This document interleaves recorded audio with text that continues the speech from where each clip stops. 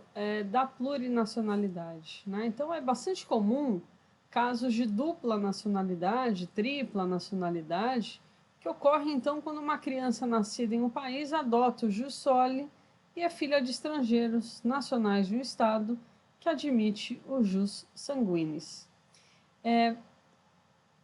Por óbvio, esse tipo de situação, ela acaba evidenciando, acaba abrandando essa repulsa, né, com relação ao estrangeiro, né? Então, eu vejo assim a polipatridia como a forma melhor nos tempos atuais de democracia, de globalização, né? A adoção desses sistemas mencionados pelos países, ela pode suscitar em algumas anomalias, permitindo, por exemplo, que essa criança nasça legalmente com mais de uma nacionalidade inata, né? Então, por exemplo, pode acontecer de uma criança nascer no Brasil, filha de um casal francês e visitar ao país e vai ter, obviamente, a dupla nacionalidade. Essa criança será francesa pelo jus sanguinis e brasileira pelo jus soli, né? Então, se qualquer dos genitores, por exemplo, dessa criança for italiano ou espanhol, ela terá tripla nacionalidade também pelo jus sanguinis.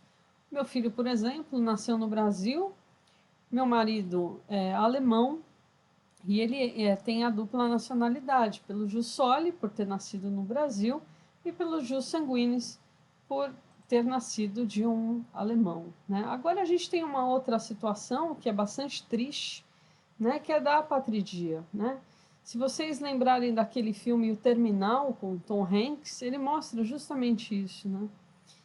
O Tom Hanks interpretou um personagem real, né, de um homem que foi privado de sua nacionalidade por questão de guerra no seu país, né? Então, a apatridia ela tem essa característica, né, de que seres humanos nascem privados dessa nacionalidade ou acabam perdendo em algum momento da vida, e essas pessoas são conhecidas como apátridas, né, e são internacionalmente desprotegidas.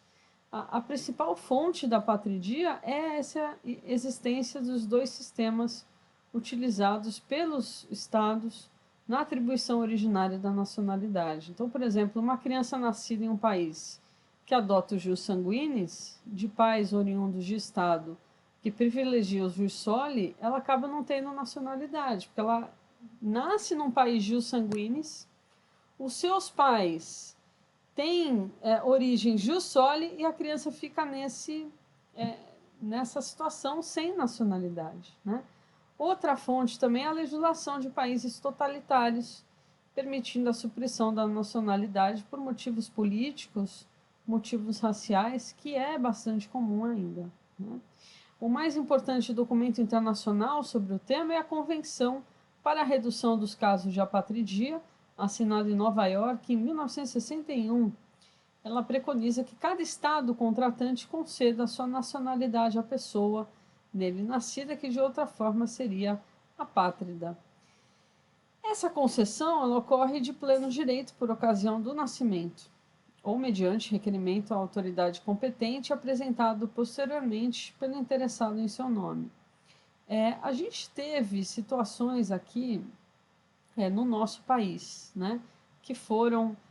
quando a gente tem que falar bem, a gente fala bem, tá? Quando a gente tem que criticar, a gente também critica. Então, neste momento inédito da minha vida, eu vou falar bem da Dilma Rousseff, né?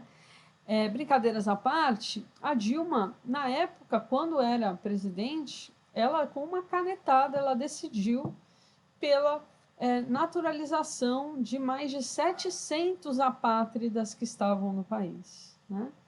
Eu lembro que no dia seguinte saiu uma reportagem na Folha de São Paulo e entrevistaram um senhor de 60 e poucos anos, apátrida até então, e que conseguiu a nacionalidade brasileira. Imagina só, a pessoa não tem como sair do país, a pessoa não tem acesso a serviço público, por quê? Porque ela não tem documento, ela não existe no mundo, tá? Então a apatridia é muito grave, ok? Então, assim, por isso que foi importante essa canetada da Dilma Rousseff, que permitiu com que essas pessoas tivesse, então, nacionalidade brasileira.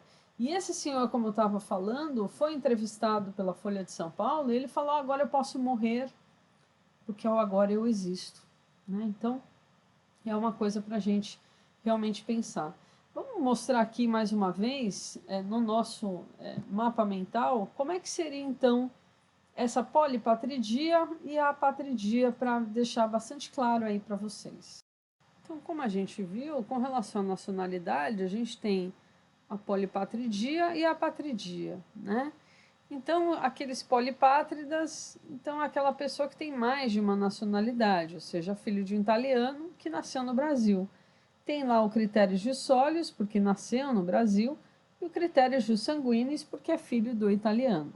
Okay? Aí é o que a gente chama de conflito positivo de nacionalidade. E o apátrida é aquele que nasceu sem pátria, ainda não tem nenhuma naturalização, que a gente chama de conflito negativo de nacionalidade. E como que ocorre, então, essa perda da nacionalidade? Essa situação, ela está na nossa ordem jurídica internacional, nas legislações, como uma manifestação de vontade individual, né? Superadas as origens, então, antigas que a gente tinha. Atualmente, são raros os países que não admitem a perda da nacionalidade, entre eles eu destaco a Argentina e o Uruguai. Ela é admitida em muitos países, de forma voluntária. A perda da nacionalidade ocorre por renúncia ou abdicação, né? Aquilo que eu expliquei daquele caso da brasileira, acho que foi no primeiro dia de aula, né? Que matou o marido americano, ela renunciou, né? Ou seja, ela perdeu a nacionalidade, e de forma excepcional, no caso mais frequente, pela naturalização do outro país. Né? Então, para conseguir o green card, você renuncia à sua nacionalidade, né? Originária, ou seja, ela era uma brasileira nata, que não virou mais nata, né? Porque ela requereu uma outra nacionalidade, e ela foi, e essa é a grande novidade, ela foi extraditada. Né? Então, foi a primeira vez que uma brasileira nata foi extraditada. Né? Em alguns casos, isso pode ser, essa perda, né, pode ser imposta como exercício de atividade para o governo estrangeiro, por exemplo, sem autorização. Okay? Então, em países assim, de uma forma geral, totalitários. Tá? Então, a gente vai ver, então, o parágrafo 4º do artigo 12, que fala justamente da perda da nacionalidade. Vamos ver, então, na tela.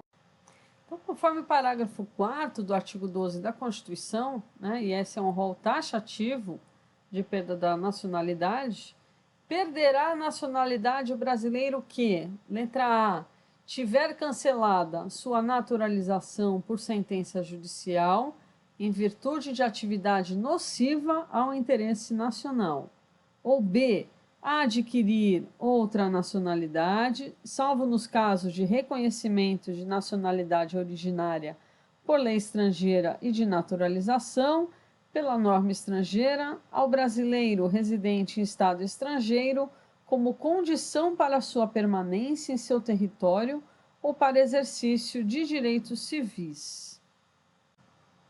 Então, essa primeira hipótese, né, da perda da naturalização por questão de atividades nocivas, ela é denominada perda-punição, e ela alcança tão somente o brasileiro naturalizado, ou seja, aquele que adquiriu a nacionalidade secundária e poderá ter a sua naturalização cancelada por sentença judicial em virtude dessa atividade nociva ao interesse nacional.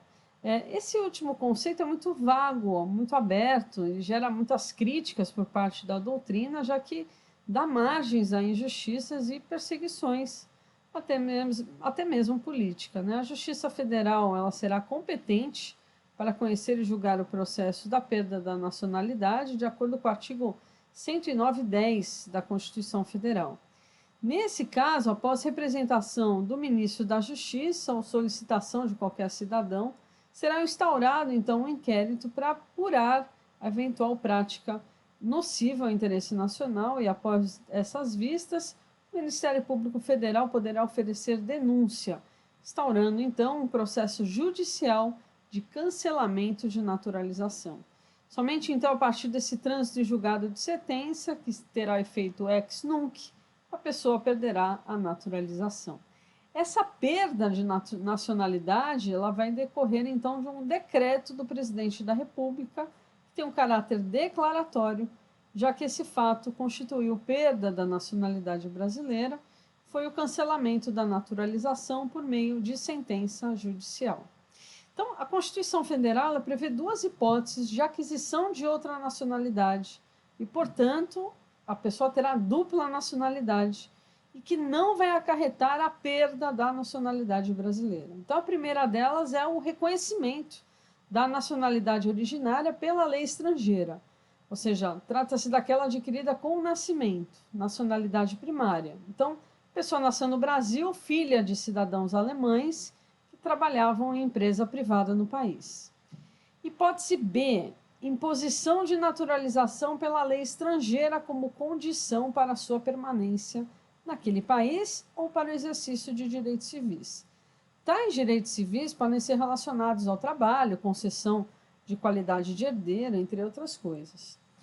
O doutrinador Rezec, da USP, que para mim é um dos melhores do Brasil com relação à temática, né?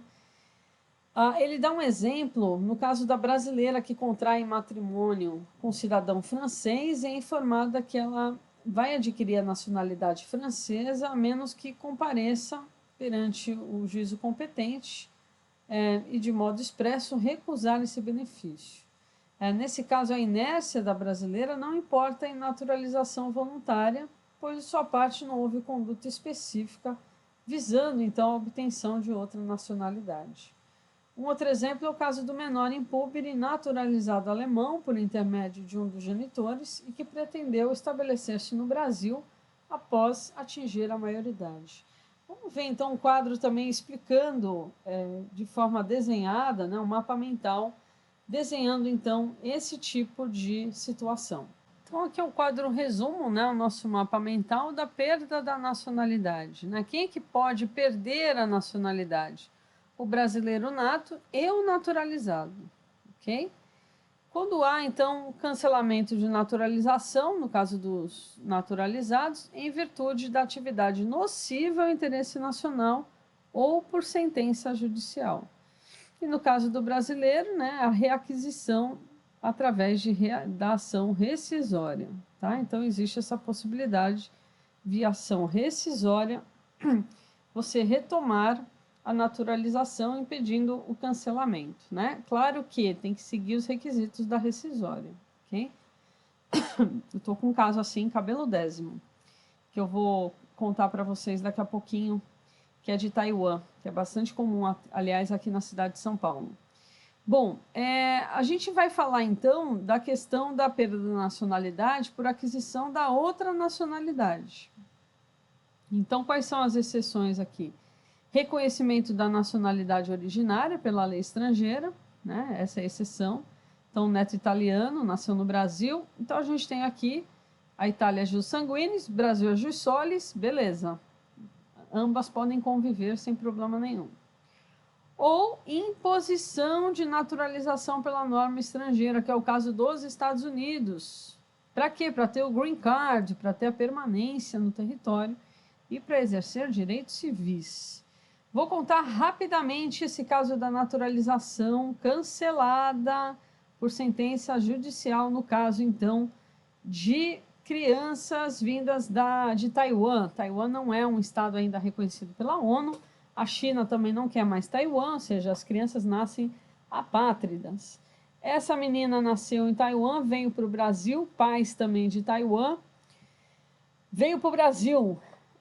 Foi feito o pedido de naturalização, só que essa criança ela tinha que confirmar, depois de 18 anos de idade, tem prazo aí de 2 anos, para confirmar a sua naturalização. Não confirmou, por conta disso houve uma sentença judicial, um decreto presidencial confirmando essa perda da naturalização, e aí eu estou com a ação rescisória justamente para reaver essa situação, né? Uma situação bastante complicada aí para a gente, né? Bom, Só que para finalizar então o nosso tema, o brasileiro então naturalizado, que teve cancelada a sua naturalização por sentença judicial transitada em julgado, não poderá readquiri-la, a não ser mediante ação rescisória, como eu estava falando. Nesse contexto, não poderá fazê-lo por meio de novo processo de naturalização sob pena de contrariedade ao texto constitucional, que restaria incongruente. Por outro lado, depois de decretada a perda da nacionalidade pelo presidente, no caso de aquisição de outra nacionalidade, caso a pessoa tenha interesse em reaver a nacionalidade brasileira, poderá readquiri-la mediante decreto presidencial ou portaria do ministro da Justiça, caso esteja domiciliado no Brasil. Então, o interessado deverá requerer junto ao ministro da Justiça a revogação do decreto ou da portaria que declarou a perda da sua nacionalidade brasileira, bem como anexar os demais documentos. E Rezec, mais uma vez ele, lembra que caberá ao presidente da República anular por decreto a aquisição fraudulenta da nacionalidade brasileira por estrangeiro, a qual será considerada nula. Nessa hipótese, não se dá a perda da nacionalidade, uma vez que não se pode perder o que era inexistente desde o início. Bom, pessoal, eu espero que tenham gostado dessa aula de hoje sobre nacionalidade. Vou deixar uns exercícios para vocês fazerem também um resumão para vocês estudarem, porque é uma matéria que cai pra caramba na OAB. Quando não cai em direito nacional, cai em direito constitucional. Então, eu queria muito que vocês estudassem essa temática de nacionalidade, tá bom? Então, até mais. Na próxima aula, veremos outros temas instigantes, atuais, relacionados, então, a direito internacional privado. Até mais. Tchau, tchau. Um beijo. Se cuidem.